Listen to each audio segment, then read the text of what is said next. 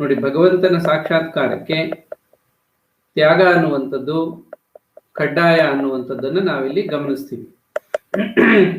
ಕೆಲವರೆಲ್ಲ ತ್ಯಾಗ ಮಾಡೋದಕ್ಕೆ ಮನಸ್ಸಿಲ್ಲದೆ ಅಥವಾ ಭಗವಂತನ ಮಾತುಗಳಲ್ಲಿ ಪೂರ್ಣ ಶ್ರದ್ಧೆ ಇಲ್ಲದೆ ನಾವು ಭೋಗವನ್ನು ಅನುಭವಿಸಿಕೊಂಡು ಹಾಗೆ ಭಗವಂತನನ್ನು ಪಡ್ಕೊಳ್ಳೋ ಪ್ರಯತ್ನ ಮಾಡೋಣ ಅಂತ ಅವರು ಒಂದು ರೀತಿ ಭಾವಿಸ್ತಾರೆ.